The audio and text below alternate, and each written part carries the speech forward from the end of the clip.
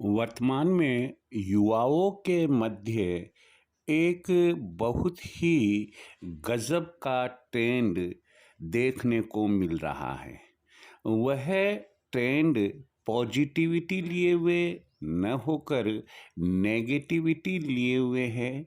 जीवन को आबाद नहीं करने वाला होकर जीवन को बर्बाद करने वाला है। ये ट्रेंड युवाओं में क्या है, क्यों है, इसके छोड़ने के उपाय क्या है, ये बात मैं आप लोगों के साथ अभी शेयर करने जा रहा हूँ। मगर जो युवा वर्ग इस ट्रेंड से जुड़े हुए हैं, वे मेरी बात को पॉजिटिव ले, नेगेटिव नहीं ले। क्यों? क्योंकि मैं आप लोगों के ब्राइट फ्यूचर के लिए बात करने जा रहा हूँ, ना कि आपको डार्क में रहने वाले फ्यूचर की बात करने जा रहा हूँ। आपको फर्श से अर्श तक पहुंचाने की बात करने जा रहा हूं, ना कि आसमान से नीचे औंधे मुंह जमीन पर गिरने के लिए बताने जा रहा हूं। मुझे उम्मीद है कि आप मेरी इस बात और इस विचार को बड़े ही ध्यान से सुनेंगे, मनन करेंगे और संभव हो तो मैं यही कहूँगा आपसे, आप निश्चित रूप से इन उपायों को अपनाएं। आपने यदि मेरे चैनल को सब्सक्राइब नहीं किया है, ज़रूर कीजिएगा। यदि अच्छा लगे आप कमेंट लिखिएगा, लाइक कीजिएगा, और अगर अच्छा नहीं भी लगता है तो भी आप कमेंट कीजिएगा। खैर, ये विषय हमारा आज का है कि मोबाइल पर यूथ यानी कि हमारा युवा वर्ग बराबर या तो शेयर ट्रेडिंग में लगा हुआ है, या क्रिकेट के सट्टे में लगा हुआ है, या ऑनलाइन जो जुआ होता है उसमें लगा हुआ है। और यह एक ऐसी आदत है, बहुत छोटी सी रकम से शुरू होती है, परंतु एक बार बीड़ी, सिगरेट, गुटखा, तंबाकू, शराब, इनकी आदत छूट जाती है।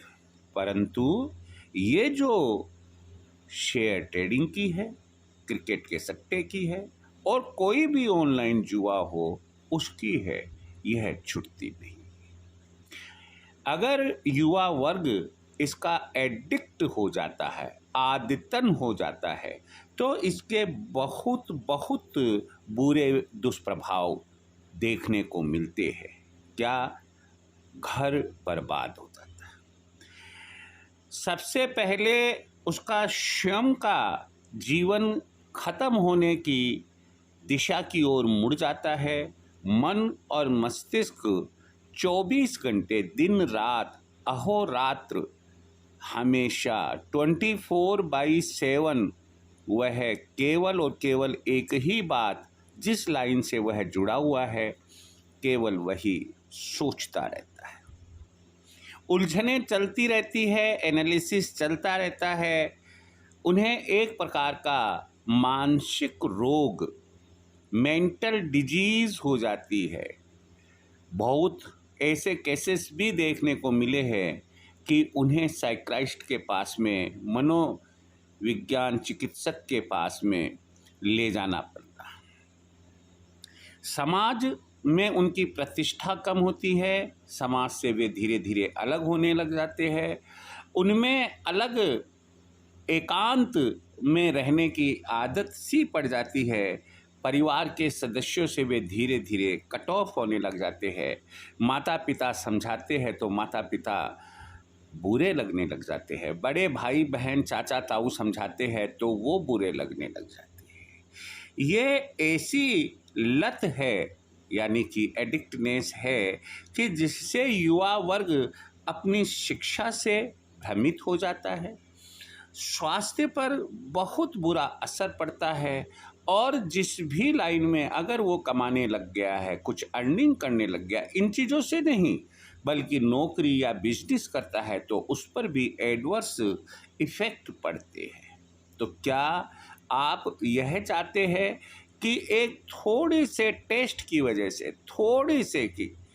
थोड़े से मनोरंजन की वजह से और आप अपना पूरा जीवन बर्बाद कर देंगे? क्या कभी आज तक आपने ये देखा, सुना है कि कोई आदमी जुआ खेलकर और अपना जीवन यापन करता है और फैमिली को खुश रखता है और खूब बड़ा अधिकारी बन जाता है पढ़ लिख कर?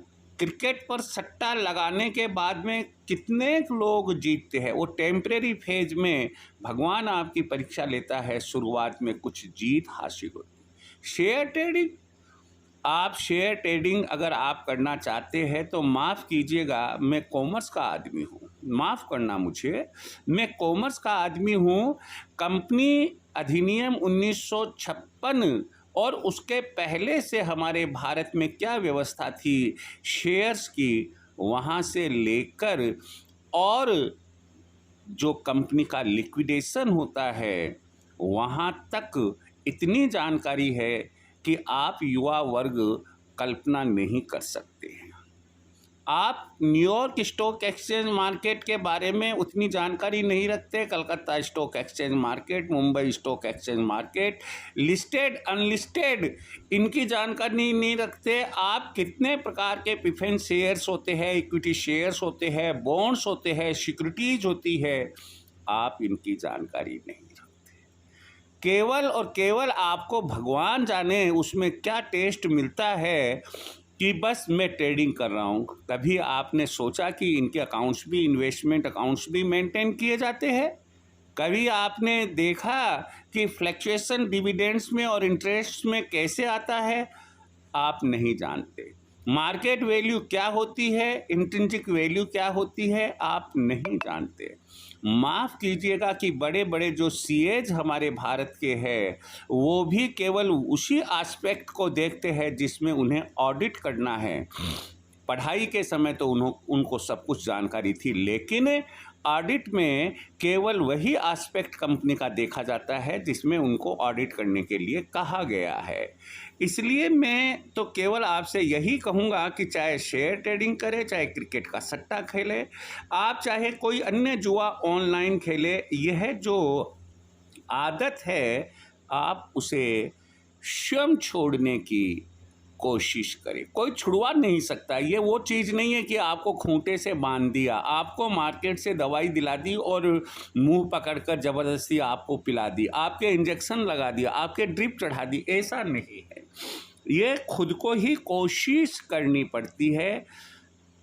अब हुआ ये कि मैं एक ज्योतिष शास्त्री और वास्तु शास्त्री भी हूँ, एक उच्च शिक्षा शास्त्री तो हूँ ही हूँ, जिसका मैंने आपको एक छोटा सा एग्जाम्पल दिया कि 1956 से हमारे यहाँ कंपनी अधिनियम जब से लागू हुआ है, वो प्रेजेंट में जो कंपनीज एक्ट 2013 अमेंडेड चल रहा है यहाँ तक, और उसके बाद तक जो आप सपने में भी कल्पना नहीं कर सकते हैं वहाँ तक मुझे जानकारी में है। लेकिन जानकर बड़ा आश्चर्य होगा कि ना मैं खेलता हूँ, ना ट्रेडिंग करता हूँ, ना किसी को ट्रेडिंग करने की सलाह देता हूँ। बस अब मैं आपको यही कहूँगा कि मैं यहाँ कुछ ज्योतिषीय व्यावहारिक उपाय बताने जा रहा हूँ। आपका जन्म किसी भी राशि में, किसी भी लग्न में हुआ हो, आप किसी भी वर्ग जाति को बिलोंग करते हो, आपका नाम पता कुछ भी हो, आप किसी भी शहर में रहते हो, आपने जीवन यापन किया, आपका जन्म हुआ, कोई इसमें लेना एक ना देना दो। बस केवल मैं जो ये उपाय बता रहा हूँ, प्रत्येक वह जातक जो इस वक्त शेयर ट्रेडिंग में लगा हुआ है, क्रिकेट के सट्टे में लगा हुआ है, ऑनलाइन जुए में लगा हुआ है, उनको बड़े ही ध्यान से सुनना है। पहला उपाय है कि आप शिव जी के मंदिर जाना शुरू करें, जलाभिषेक करें, परंतु सोमवार को जल और दूध से शिव जी का अभिषेक करें। गुरुवार को जल से अभिषेक करें और 2 साबुत लौंग क्लोव बोलते हैं शायद मेरे ख्याल से, और वो 2 साबुत लौंग आप भगवान शिव पर चढ़ाकर आएं।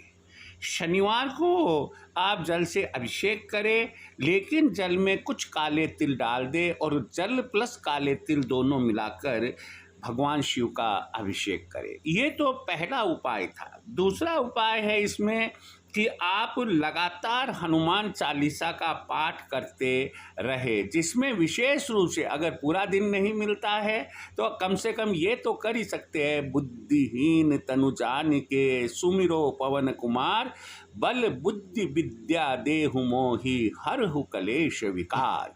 यह अगर चौपाई भी अगर आप बोल लेते हैं तो मैं मानकर चलता हूँ कि हमेशा परमात्मा आपके साथ रहेगा, और जो भी बुराई के रूप में दानव या राक्षस या असुर आपके साथ लगा हुआ है, जो केवल शकुनी मामा की जैसे पासा फेंको,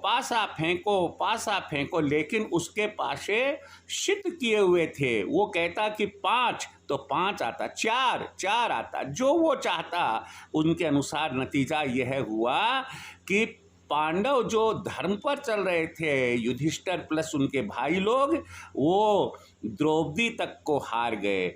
हम इस प्रकार का कोई कृत्य ना करें, ना तो आप युधिष्ठिर और कोई पांडव पुत्र है, और ना ही आप शकुनी मामा की जैसे कोई सिद्ध किए हुए आपके पास में जो फेंकने वाली गोटियां है वो भी पासे है, वो भी आपके पास में नहीं है।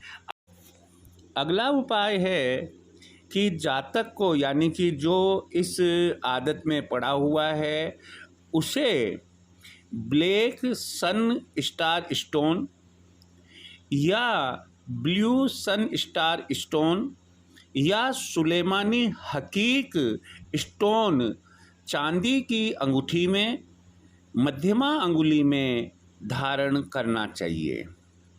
अगला उपाय है, लाइफ टाइम के लिए मच्छ मणि नाम का एक स्टोन आता है। आप यह मणि चांदी में लॉकेट के रूप में धारण कर सकते हैं या बाद में मध्यमा अंगुली में धारण कर सकते हैं। अगला उपाय है कि आप नीम की माला, जैसे तुलसा माला आती है वैसे ही नीम की माला आप धारण करें। यहाँ मैं आपको बताना चाहूँगा कि चाहे ऊपर जितने जो स्टोन बताए, वो जिसकी अंगूठी धारण करनी है, मच्छमणि जिसका अंगूठी या लॉकेट बनाकर पहनना है, नीम की माला ये शनिवार को धारण करनी है, शाम के वक्त पश्चिम मुखी होकर। अंतिम जो उपाय है वो ये है कि आप नियमित रूप से श्री गणेश जी की पूजा करें और ओम गम गणपतिये नमः मन ही मन जपते रहे। मुझे उम्मीद है कि यदि आप बहुत बुरे फंस गए हैं शेयर ट्रेडिंग में, क्रिकेट के सट्टे में, ऑनलाइन जुए में, और आप इतने एडिक्ट हो गए हैं कि आपको संभव है, बुरा ना माने आप सुनने वाले, संभव है कि आपको चोरी करने की आदत पड़ गई या आपको लोन लेने की आदत पड़ गई, अपनी चीज़ों को गिरवी मॉर्टगेज रखने की आदत पड़ गई है, और अब कैसे तैसे करके आप इससे छुटकारा पाना चाहते हैं। तो जो आपको मैंने उपाय बताए हैं आप उन्हें करें। अगर पेरेंट्स मेरी बात ये सुन रहे हैं तो वो अपने बच्चों को मोटिवेट करें इन्हें अपनाने के लिए, और उनसे उनकी गंदी आदत निश्चित रूप से छुड़वाए। नहीं, ये जो आदतें हैं ये बड़ी मुश्किल से 2-5 साल तक तो उन बच्चों को अच्छी लगेगी, उसके बाद ना नौकरी मिलेगी, ना बिजनेस मिलेगा, और ना ही कहीं बिल्डिंग मटेरियल उठाने का काम भी मिलेगा। कहने का मतलब हम शारीरिक, मानसिक कोई भी काम नहीं कर पाएंगे और केवल केवल एक आलसी आदमी बनकर रह जाएंगे, एक बेरोजगार और परिवार पर बोझ बनकर रह जाएंगे। शेष आप स्वयं पर यह निर्भर करता है कि आप मेरे यह उपाय अपना कर अपने आप को या अपने बच्चों को सुधारना चाहते हैं अथवा नहीं। मैं परमात्मा से यही प्रार्थना करूंगा कि ऐसी लत यदि आपको या आपके बच्चों को, आपके भाई को, आपके और किसी रिश्तेदार को लगी हुई है, वह शीघ्र से शीघ्र छूटे। जय श्री कृष्ण।